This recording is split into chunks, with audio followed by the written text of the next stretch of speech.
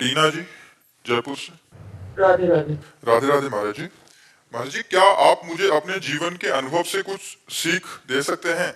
अपनी असफलता को कैसे स्वीकार करके हम सफलता के मार्ग पर आगे बढ़े? अपने जीवन की सीख रात दिन यही तो कर रहे हैं। अपने जीवन की सीख ही तो दे रहे सबको।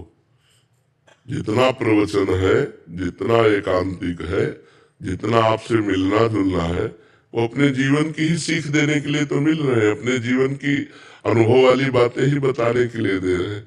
और असफलता में तभी हम धैर्य पूर्वक रह सकते हैं जब हम अपने संग भगवान को देखेंगे कि आज हम असफल हैं, लेकिन मेरे संग भगवान है जो कर तुम अकर तुम अन्यथा कर तुम सर्व समर्थ है।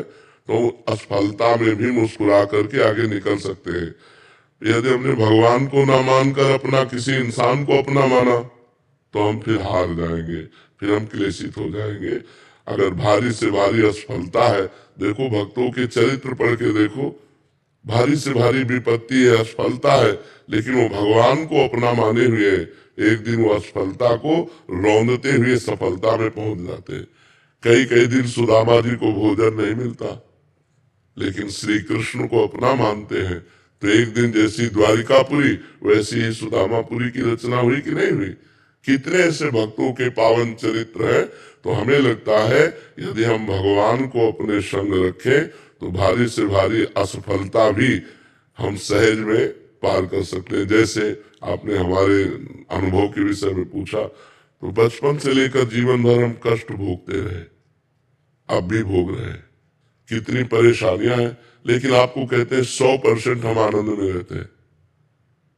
मतलब 99 नहीं, 100% हर समय हम आनंद में रहते हैं।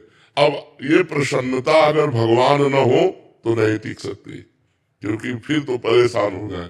न रुपए की चाह है, न जीने की चाह है, न दुख की परवाह है, क्योंकि हमारे साथ प्रियाजू है, हमारे साथ श्रीजू है, लाडली लाल है। तो लाडली लाल होने के कारण नहीं तो ऐसे ऐसे कष्ट रहे हैं।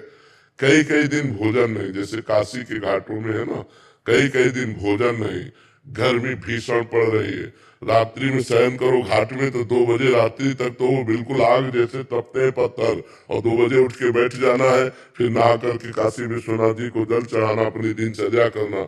हर कष्ट में, हर दुख में, हर विपत्ति में, हर असुविधा में एक अपार सुख की झलक मिलती थी, क्योंकि भगवान से जुड़े हुए ना।